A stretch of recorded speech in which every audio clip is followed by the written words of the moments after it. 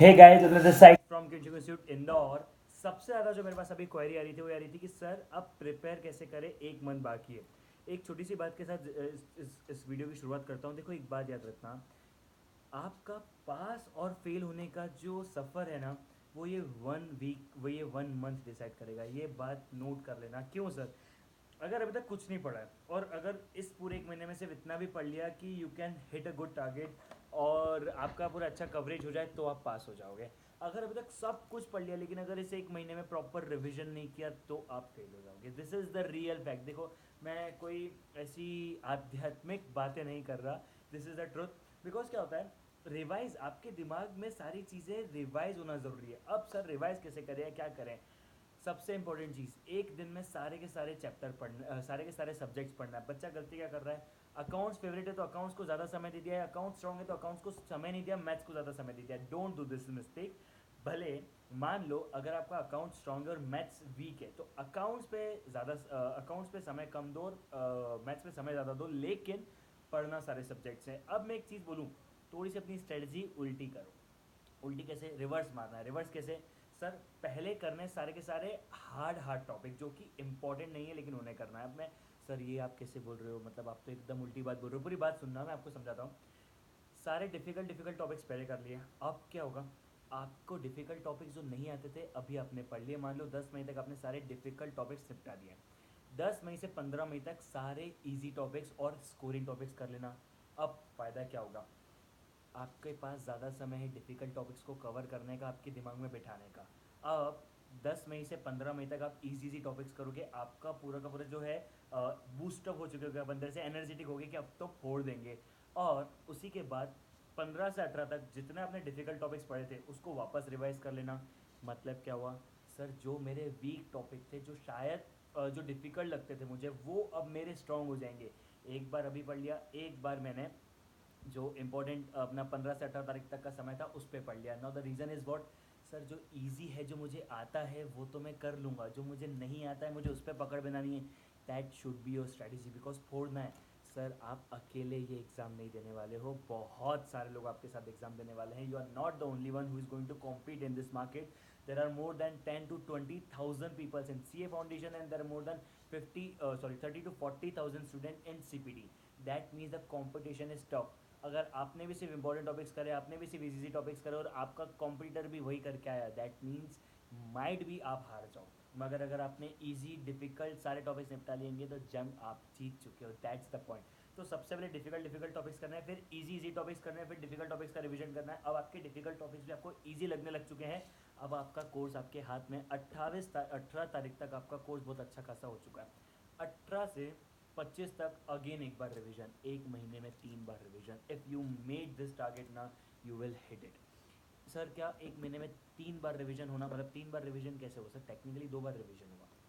1 से 15, ठीक है, एक बार। 15 से 18 दूसरी बार सिर्फ डिफिकल्ट टॉपिक्स का, और 18 से 25 तीसरी बार। टेक्निकली 3 बार आपने रिवाइज कर लिया। अगर 3 बार आपने रिवाइज कर लिया, that mean you will hit it. Sir कैसे हो पाएगा? थोड़ा सा टाइम मैनेजमेंट बताओ। देखो सुनो, ये एक महीना थोड़ा सा अपना numbers of hours of studies थोड़ा इंक्रीज करो। What is that? अगर 8 घंटे पढ़ रहे हो तो 10 घंटे पढ़ो, अगर 10 घंटे पढ़ रहे हो तो 11 घंटे पढ़ो। देखो, 12 घंटे से ज़्यादा का आउटपुट आपकी बॉडी से निकलना इज़ इम्पॉसिबल। क्यों? एटलीस्ट 8 घंटे की नींद चाहिए, एक एक घंटे का फूड ब्रेक चाहिए, और 3 बार, 3 से 4 बार, तो ठीक है। 8 घंटे की नींद और 4 बार का 1 आवर का food break is equal to 12 hours. That means आपके पास 12 घंटे से ज़्यादा तो नहीं निकल सकते। मतलब अगर आप ये बोल रहे हो कि सर मैं 12 घंटे से ज़्यादा पढ़ रहा हूँ, trust me one thing, it is not possible. आप पढ़ ही नहीं सकते हो 12 घंटे से ज़्यादा। अगर आप पढ़ रहे हो फाउंडेशन लेवल पे, तो दैट मीन्स आप प्लान कर रहे हो AIR 1 की, and it is good. But trust me यार, 12 घंटे से ज़्यादा का आउटपुट निकालना is impossible. But any ways, what ever it might be. अपना टाइम शेड्यूल कैसे करना है? टाइम शेड्यूल में प्रॉपरली इकोनॉमिक्स और लॉ को थोड़ा सा देखो, लॉ को नहीं बोल रहा, इकोनॉमिक्स को थोड़ा सा कम कम समय दो, मैथ्स में कम समय दो लेकिन क्वेश्चन ज़्यादा। सर ये कौन सी बात हुई? बेटा आपकी प्रैक्टिस ज़्यादा होनी चाहिए। मतलब आपको 1 घंटे में 100 क्वेश्चन करने चाहिए। 100 क्वेश्चन 100 घंटे में करना, 100 मिनट में करना हर कोई करता है, लेकिन अगर 1 घंटे में 100 क्वेश्चन करोगे, that's an achievement. You have to understand this point. तो अपने को क्या करना है? नंबर्स ऑफ आवर्स पे फोकस नहीं करना, नंबर्स ऑफ कोर्स पे फोकस करना है। डिवाइड करो अपने कोर्स को छोटे छोटे पॉइंट्स में। ये कैसे होता है? देखो, अगर मैंने बोल दिया 15 मई तक एक बार कोर्स खत्म कर लो, ठीक है सर 15 मई तक खत्म कर लेंगे, not possible. Divided into small small parts. Small small parts मतलब क्या, 1 से 2 तारीख तक कितना, 2 से 3 तारीख तक कितना, 3 से 4, 5 से 6, इस तरीके से छोटे छोटे पार्ट्स में अपने कोर्स को डिवाइड करो। If you can divide in small small ना, आपके पास छोटे छोटे टारगेट्स होंगे, आप अचीव करोगे, आपको अच्छा लगेगा।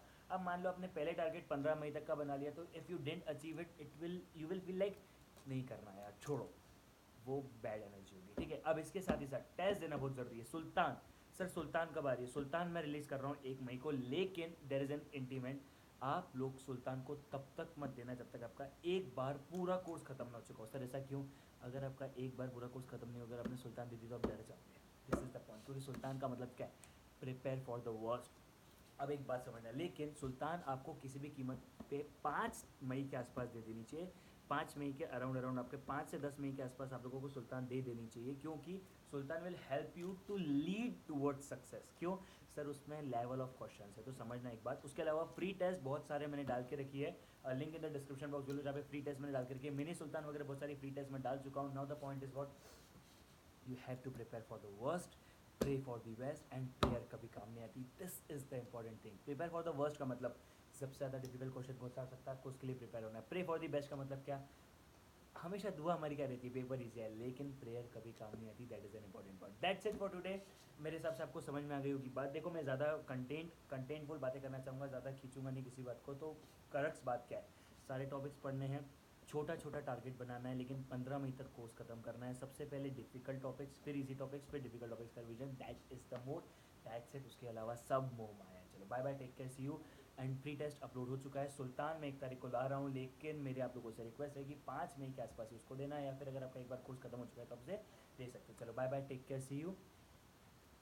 टेलीग्राम चैनल को सब्सक्राइब कर लेना। मैं 1 मई से वोकल रिवीजन लेके आने वाला हूँ, ऑडियो रिवीजन जिसे हम लोग कहेंगे। मैथमेटिक्स में पहली बार मैं लेके आ रहा हूँ, शायद इंडिया में कोई भी पहली बार वोकल मैथमेटिक्स रिवीजन आ रहे हैं। I don't know you will like it और नॉट, बट 1 मई से आने वाले। चलो bye, and stay tuned on channel and Telegram too. Bye.